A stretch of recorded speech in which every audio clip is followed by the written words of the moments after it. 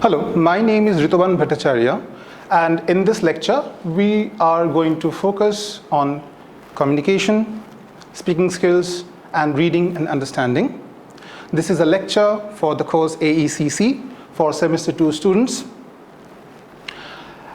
In the first portion of communication, we are going to focus mainly on effective and efficient communication. In the second portion of speaking skills, we are going to mainly focus on dialogue. Apart from that, you also have group discussion and interview in your course. In the third portion, we are going to focus on CV writing mainly in the reading and understanding portion of your syllabus.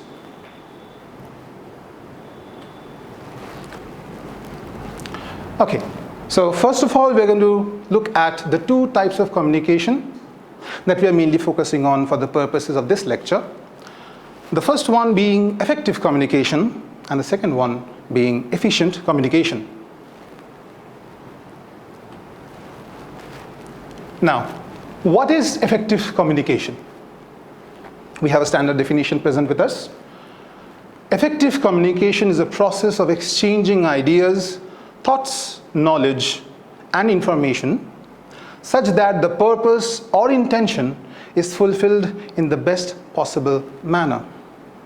Now, in very simple words, it's basically a transmission of a kind of message from a source or a sender to a receiver in the best possible manner so that it's best understood by the receiver of the message. So this basically focuses on a type of communication where the sender of the message and the receiver of the message are at par with what has been communicated. They are aware and they are in sync with what they have tried to communicate with each other. Now let us look at the cycle of effective communication so that we get a better idea of what we actually mean by effective communication. So here we have the sender or the source, where a message is being encoded. All right? So encoding is basically the process of message formation, where the message being sent is constructed. That process itself is called encoding of the message. So the message goes through a process of encoding, which is passed through the channel of communication. There has to be a medium of communication, correct? There has to be a channel of communication through which the message is transmitted. It can be through the postal service, it can be through the medium of a classroom, it can be through a telephone conversation. So that is the channel of conversation or the channel of communication, which is then decoded by the recipient or the receiver of the message. Now, similarly, just as the message is encoded, the message has now got to be decoded in order to be understood by the receiver of the message, who, after he has gone through the process of decoding the message, has internalized the message, has understood the message in his best capability, and then he sends a feedback to the sender, the original sender of the message. Now, here we might think that the cycle is complete, but the cycle will not be complete if the original message which was sent by the sender does not tally with the feedback that he has received, he or she has received from the recipient. Okay? If the sender of the message is comfortable with what he has received as feedback from the receiver, then the cycle of communication becomes closed. We have come to a full circle, and the cycle of communication comes to an end. But as it is mentioned here, the process continues, the process being the cycle. The cycle continues if the message sent and the feedback that is received do not align coherently. So if as I have already stated, if the message which was encoded passed through a channel of communication, was then decoded by the recipient, and then a feedback was sent, if this feedback does not match with the original message, then the channel of communication will continue again through the same procedure until the feedback matches with the message that was originally sent. Now there is an additional segment portion in this cycle, which is that of noise, which is present in the channel of communication. Now, what is noise? We are aware of what a noise is in a colloquial manner. It can be anything.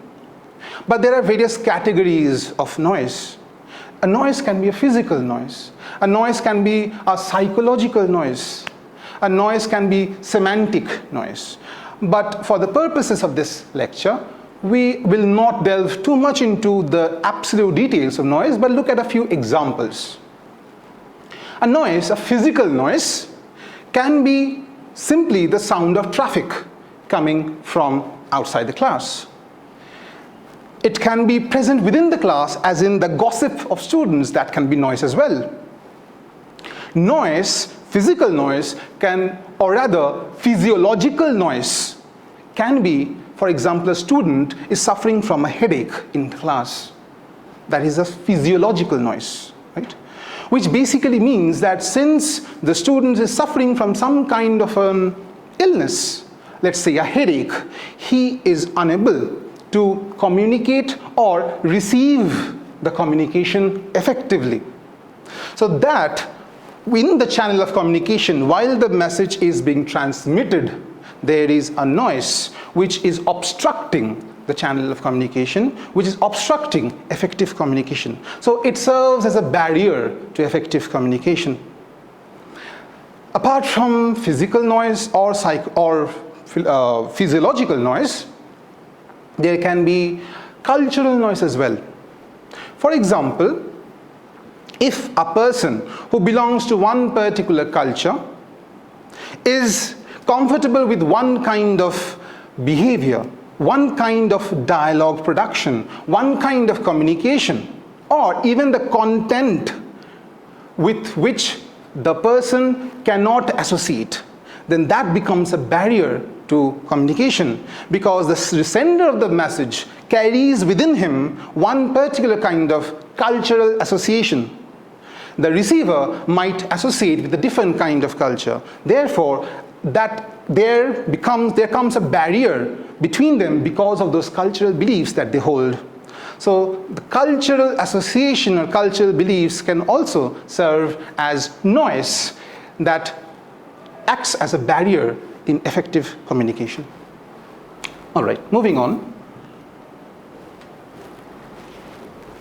Now that we are done with effective communication, we'll take a look at what is efficient communication. Now, before we look at what is efficient communication, let's do a recap of effective communication and understand the name itself speaks for itself, right? Effective. The communication is effective, as in the message has been accurately sent and it is accurately understood. But there are cons, just like there are pros to effective communication, there are cons to effective communication. For example, it is time consuming. It takes up a lot of time. For example, if in a team of workers, let's say in an office, there is a team where a manager is supposed to communicate a particular message to 100 employees. Now, if effective communication is to be utilized, the manager will have to address each individual separately in order to receive a proper feedback and carry out an effective communication. So clearly, if each individual, let's say 100, is to be approached individually, then time is to be consumed. Time will be consumed.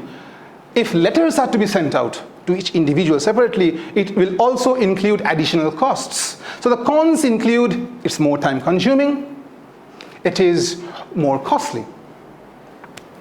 All right, now let's look at what is efficient communication, and the name will also make it very clear. Efficient, as in, efficient communication is the ability to deliver a clear message in the shortest amount of time. So already we hear about an advantage of efficient communication. In the shortest amount of time. With this form of communication, the message may or may not be received in the manner intended. All right. So in that very statement, we get a con and a pro and a con. The pro is it is less time consuming. Right? It's the shortest amount of time. But what is the con? That we do not get a feedback. In the previous slide, we had a look at the feedback that the original sender was receiving. And therefore, in that manner, the sender was convinced or not convinced about whether the message has been understood properly or not. But in efficient communication, that possibility is just not there. There is no channel for a feedback to come to the sender. So, whether or not the message has been accurately decoded by the receiver is not understood by the sender. An example. What would be an example? An example would be a notice on a notice board. So again, if we take the example of an office room with a manager and 100 employees, the manager will simply put up a notice on a notice board which is to be looked at by each of the 100 people individually. So whatever the manager wanted to communicate is done. It's efficient. It's far less time consuming. But we do not know if any of them has accurately read the notice or not yet. When they will read it, even if they have read it, have they understood it? Will they carry out what has been asked of them in that notice?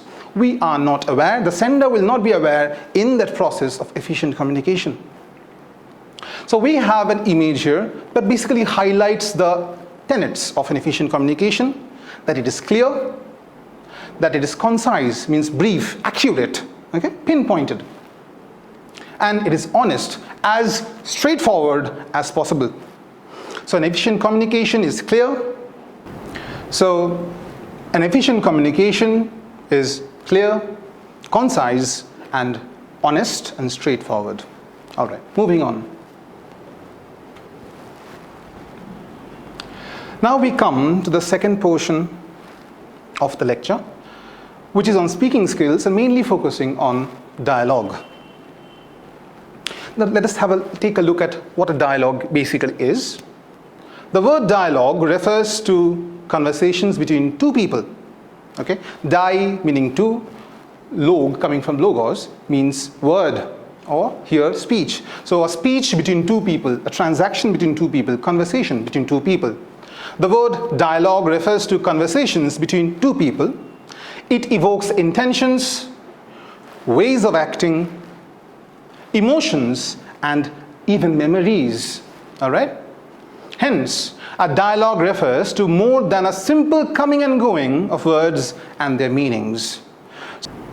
So we might think that when two people are talking, they are simply exchanging words and whatever the meaning of those words are. All right? But it's not as simple. When a dialogue takes place between two people, there is a transaction of memories, of how they act, the ways of acting, the emotions involved in them. All right? To highlight that aspect of a dialogue, we have a Chinese character over here, which is basically a character for to listen. All right? So this basically in Chinese means to listen.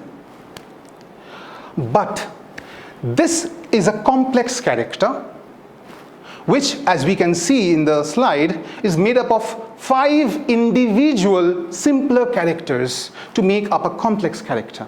Okay?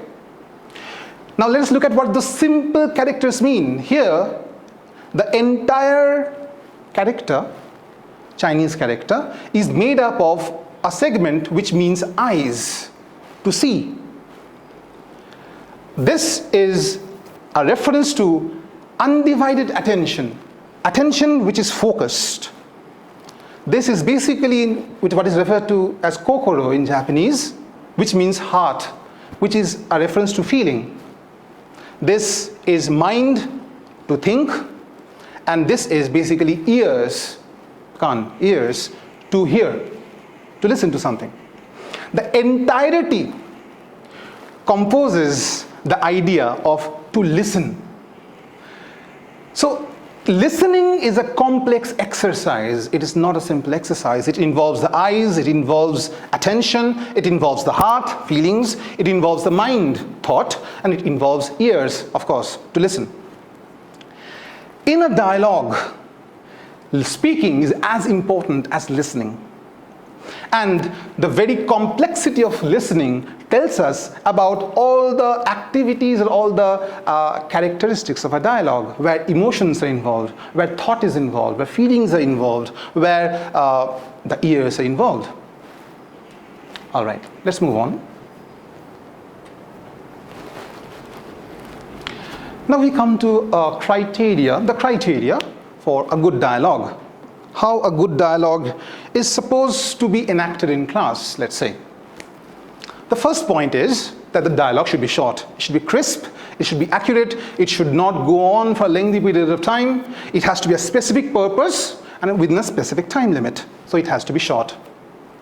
The dialogue should contain repetition of new grammar. So the dialogue is not simply in a classroom when we are practicing a dialogue. It's not simply conversation. It's us practicing our vocabulary. It's us practicing our grammar. So whatever grammar we have learned, let's say in previous classes or in previous times, we are using them again in order to revise them. So it should contain a repetition of vocabulary and grammar that was used previously, as well as grammar and vocabulary that is new to us. So both these points, grammar and vocabulary which we have used previously, and grammar and vocabulary that we have learned new. The last point is that the context should be interesting. That is, an example is role play. So let's say we are assuming different roles. Let's say there's a shopkeeper and there's a customer. All right? So we are basically role playing. One student plays the role of a shopkeeper, another can play the role of a customer. And therefore, a context is created. A situation is created from which dialogues will automatically come out. So the context should be interesting so that the students who are participating in the dialogue can engage even more, and they have specific roles that they can perform and speak from the perspective of. Okay? So an example of a dialogue or a practice of a dialogue in a classroom can be role playing. Okay. Now, finally we come to the third portion, which is reading and understanding, and we are going to only focus on curriculum vitae or CV writing for this lecture. All right. Again, what is a CV? A CV, which stands for curriculum vitae, is a document used when applying for jobs. It allows you to summarize your education, skills and experience, enabling you to successfully sell your abilities to potential employers. So basically it's a document which is to include all your educational qualifications, your skills, your background, your name, your address, your details, your qualities, and what is most important for a CV is that it is always job specific. Okay? One cannot make a CV, a general CV, and send it everywhere and anywhere. One has to understand the role that they are applying for, the position that they're applying for, the company or the workplace that they are applying for, and structure the CV accordingly. Okay? As the last point says, a CV is always job specific. And alongside your CV, one has to often send a cover letter, okay, talking about why he's applying for the job, how he's applying for the job, where he's from, and all of that. But that is for a separate class. A cover letter will be discussed in a separate class. Moving on.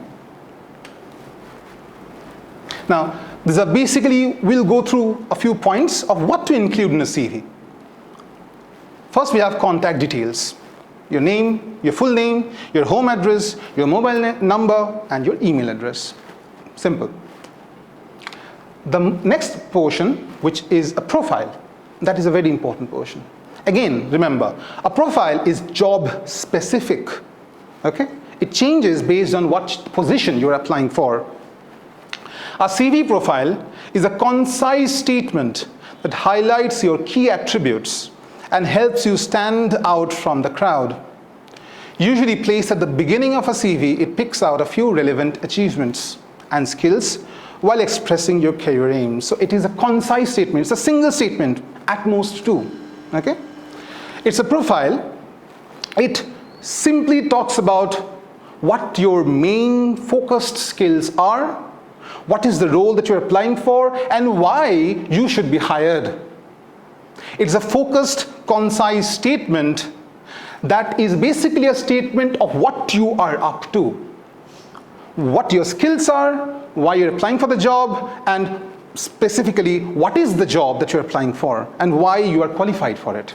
This is a profile that addresses that topic, that issue. All right.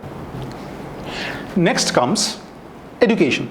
So basically this is a list of your educational details, but the most important bit is place the most recent first. So your recent qualification, the up-to-date qualification, has to be at the top and going backwards chronologically. Okay? So your most recent qualification has to be at the top, and so on and so forth. Next is work experience. Again, list your work experience in a reverse date order. Your most recent one at the top, and then so on and so forth. Then comes skills and achievements. This is where you talk about whatever awards that you may or may not have received, that you preferably may have received in your, let's say, school life, while you were in your school, perhaps while you were in your college.